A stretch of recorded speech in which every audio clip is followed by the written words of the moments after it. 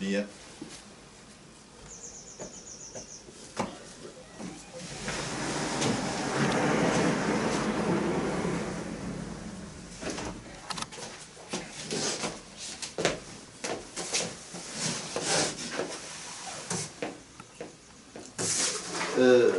Plus loin que René Guénon avec les éditions Okopsa.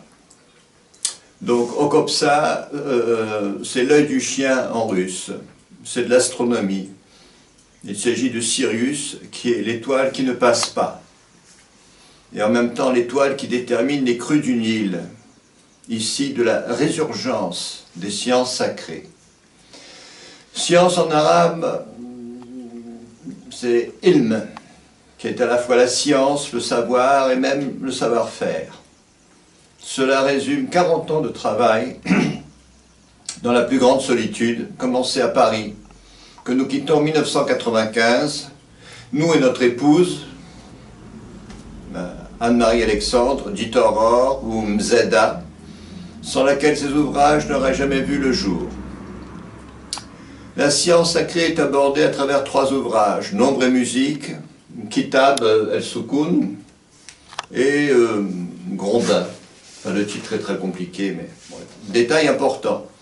Tous les ouvrages proposés sont hyper illustrés, parce que René Guénon ne savait pas dessiner. Valson en paratriangle non plus. Nombre et musique, sous-titré des 7 notes aux 7 sceaux, 3 tomes, 2009.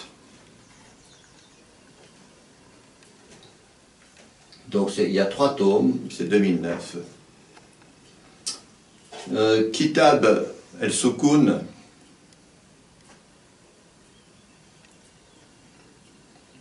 et Grondin. Grondin, c'est à cause du poisson que vous voyez là, n'est-ce pas? Là, il y a poisson, il y a corbeau, etc. Là, il y a la croix longue. Alors, c'est pour les alphabets, donc Kitab el-Soukoun c'est 2011, et ça c'est 2016, c'est pour les alphabets arabes et hébreux. Alors, chose très importante, la figure centrale est alors Jésus-Christ qui, dans l'ésotérisme islamique, Ibn Arabi, XIIIe siècle, Kashani un peu plus loin, c'est le maître des lettres. C'est-à-dire, il préside à la science des lettres, dans les 3 religions. Pourquoi? Parce que c'est en tant que tel qu'il a été reconnu Messie par ses disciples. Il est donc question, entre autres choses, dans cet ouvrage, Kitab, et dans Grondin, des paraboles portant sur l'alphabet hébraïque. Maintenant, dans Nombre et musique, il est question de théorie mathématique des échelles, ce qui relève de l'universel, des échelles musicales, et de quelque chose de beaucoup plus local qui est la logique modale de l'Occident, logique entre guillemets. On retrouve cette science des nombres dans les ouvrages portant sur les alphabets.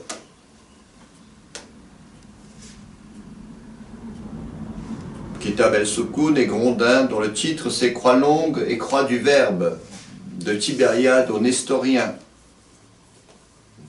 Nestorien au sens de René Guénon, où il est fait des allusions de plus en plus précises à une géométrie ignorée de René Guénon, et qui en somme disparaît officiellement avec Euclide, en plus grec, les Grecs c'est la ruse, avec la prétendue crise des irrationnels. Question science des nombres, le personnage tutélaire, ce n'est donc plus Jésus-Christ ou Sayyidina Aïssa en arabe, c'est Idris ou Enoch ou Élie, qui est dit résider dans le ciel du soleil, qui est encore le ciel de l'arithmétique ou de la raison illuminée. Bon, les connaisseurs de René Guénon connaissent. Comme diraient les tontons flingueurs, c'est du lourd, mieux, c'est une boisson d'homme. En plus précis, c'est une révolution, au sens de retour à l'originel, et non pas une instrumentalisation, encore moins une dissolution téléguidée par telle ou telle centrale d'énergie. Merci de votre intérêt et de vos commandes. Le courriel, c'est donc, on écrit à la française, okopsa@laposte.net. Okopsa en minuscule, O-K-O-P-S-A. laposte.net. Et maintenant, alors donc, après donc, cette présentation rapide, est-ce que tu pourrais nous préciser donc Ilm, savoir-faire? Ilm, alors en arabe c'est assez extraordinaire parce que, bon, d'abord le savoir-faire, c'est que il faut illustrer. Tous ces livres, il y a une quantité extraordinaire de planches, les plus étonnantes, bon, celle de la couverture, c'est de l'algèbre, hein, c'est pas de la fantaisie. Voilà la couverture, si tu veux, voilà, je la pose.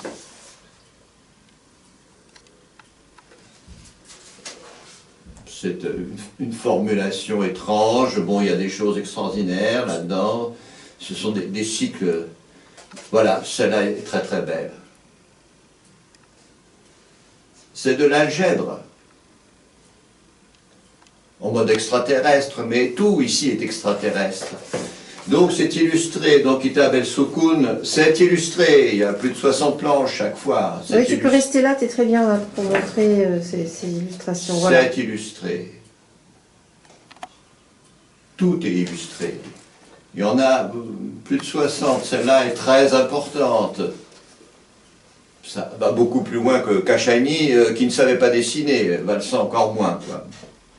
Puis je pense que ces illustrations aussi, elles permettent une méditation, elles permettent de s'imprégner,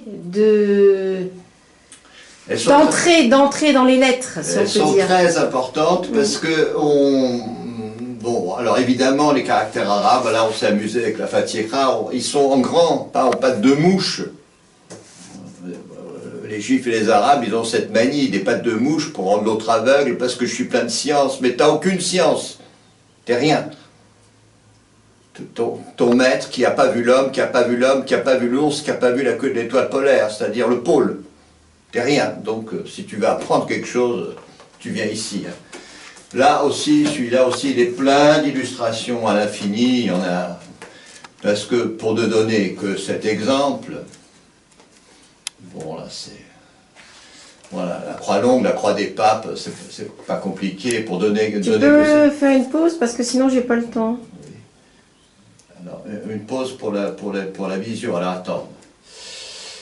Bon, la question des. Enfin, 666 et 511 par Dante. Mais Dante, la doctrine de Dante, elle est un peu faiblarde déjà. Hein. Ça, c'est très important. Donc il y a plus de chaque fois de 60 illustrations, ça c'est un peu pris dans Patrick Jay, plus 2-3 choses. Bon, ça c'est même drôle, regarde si tu veux prendre.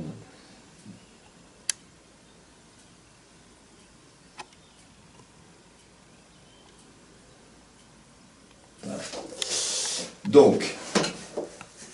Donc le savoir-faire, bon, bah, c'est illustré, voilà. Je sais pas si Nombre et musique, donc on va reprendre le premier livre. Nombre et musique, pourquoi les 7 sceaux? Alors les 7 sceaux, alors évidemment, bon, on est rentré dans le symbolisme, ça n'a aucun rapport. Les 7 notes de musique, il n'y a aucun rapport, et surtout pas la Gurdjieff, avec des nombres de vibrations, avec les lotus, c'est-à-dire les sceaux, parce que les soi-disant les 7 sceaux qu'il y a dans l'Apocalypse de Jean, ou si tu veux, dans le système séphirotique, c'est en plus petit, en beaucoup plus simple, c'est le système des lotus hindous. Bon, alors, on voit tout de suite d'où vient l'extraordinaire, soi-disant extraordinaire tradition juive, qui n'est jamais qu'une tradition hébraïque.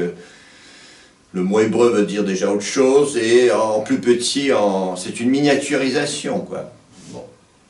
Alors les 7 sceaux, il fallait bien parler du symbolisme, parce que le nombre 7, alors le nombre 7 c'est d'abord une énigme arithmétique, puisque si par exemple en arabe, elm, il y a 3 lettres, la première c'est 70, les deux autres c'est 30 et 40. Donc il y a une décomposition de 7 en 3 et 4. Et ça on rentre dans la géométrie. Donc, mais le symbolisme en lui-même Aucun rapport, sauf que c'est 7 et tout le monde a le nombre 7 est magique. Alors il y a plusieurs décompositions du nombre 7. Celle qui est musicale, c'est 1, 2, 4.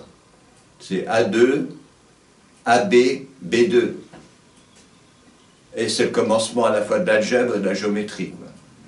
Donc voilà, parce que je crois qu'il y a d'autres questions. Quoi. Alors d'autres questions, parce qu'après je pense qu'on refera des vidéos. Ah oui, on fera des vidéos plus précises. Essentiellement plus précises sur chaque ouvrage, parce qu'il y a énormément de travail, il y a énormément de choses à dire. Là aujourd'hui c'est une présentation. Donc par rapport à Grondin, c'est très important, de quelle parabole Jésus parle-t-il de l'alphabet? Dans quelle parabole? Alors Jésus est le maître des lettres dans la tradition islamique, qui est la troisième révélation, parce que dans les évangiles, chaque fois qu'il est question de pain ou de poisson, Jésus-Christ explique à ses disciples le mystère de l'alphabet hébraïque. Donc les pains et les poissons, les pains sont un genre de lettres, et les poissons sont un autre genre de lettres. Il y a deux genres de lettres en hébreu, et il y a deux genres de lettres en arabe. Et ces deux genres de lettres sont à l'image de la main. Voilà. La main, c'est important. La main, c'est très important. Donc, les deux alphabets sont... donc, il est question... Alors, et tout spécialement des 153 poissons. 153, comme chacun sait, c'est triangle 17. Alors, est-ce qu'il y a... Bon, alors, il s'agit des paraboles qui traitent des mystères de l'alphabet. Mais ces mystères de l'alphabet, les Juifs, ils ont une tradition qui est... enfin, beaucoup de choses sont... faussées, et même elles sont fausses, parce que la structure de l'alphabet hébraïque, les Juifs, ils ne la connaissent pas. Ils ont une tradition, mais elle est de travers. Elle est vraiment de travers, donc c'est pas valable. Et puis enfin, bon, je ne sais pas combien il y a de milliers de livres sur la Kabbale, il y en a qui sont morts prématurément, à force de se creuser la cervelle. Bon, comme dit le Christ, vous aviez les clés, vous n'êtes pas rentrés, vous n'avez pas laissé les autres rentrer. Donc, quand on parle de choses, c'est important. Voilà. Alors, les autres questions. Alors, donc, comme on fait un petit peu le tour aujourd'hui, donc, on va passer à Kitab el-Soukoun. Alors, Kitab el-Soukoun, explique-nous un petit peu pourquoi ce titre ironique, en quelque sorte. Alors, c'est ironique parce que le Soukoun, même les gens qui écrivent l'arabe, ils n'écrivent pas. Tu mets en français, tu transcris en arabe le mot apte. Tu veux bien le transcrire, alors tu mets sur le P, tu mets un petit cercle pour dire que tu ne vas pas vocaliser, tu ne vas pas dire apaté, tu dis apte. Et à la racine, il y a c'est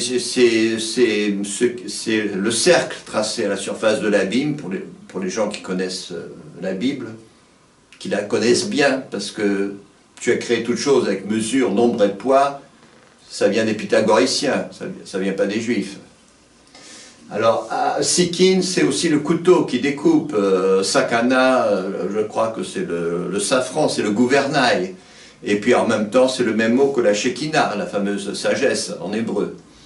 Donc le soukoun, c'est un peu ironique. Le livre est écrit d'une façon un peu joyeuse et un peu mise en boîte.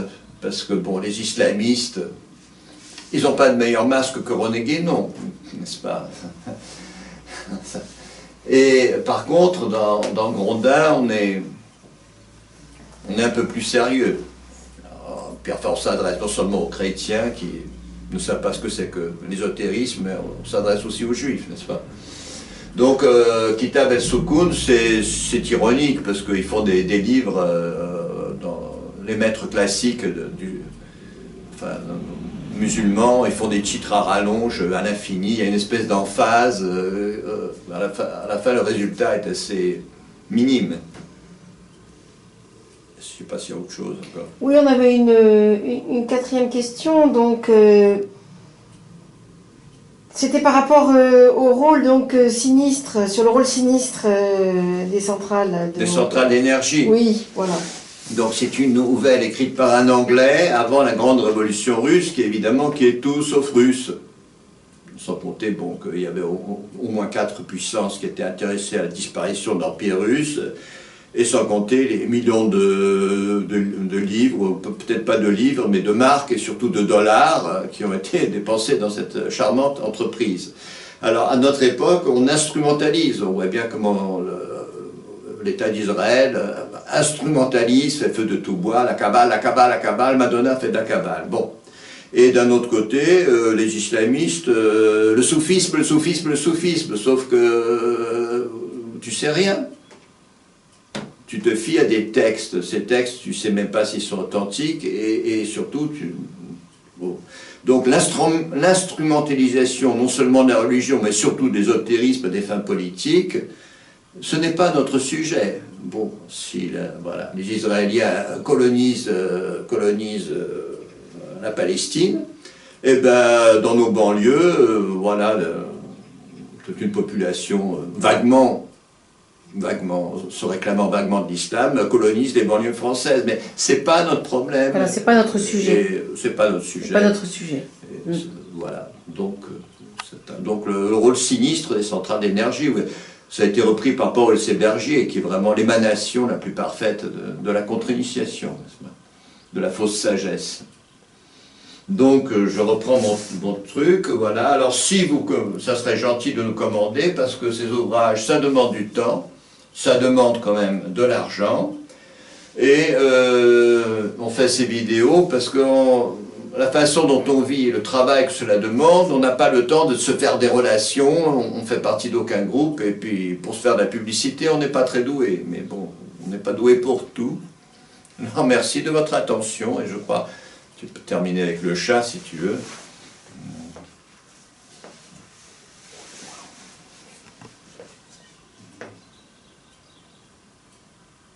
Et surtout l'oreille du chat.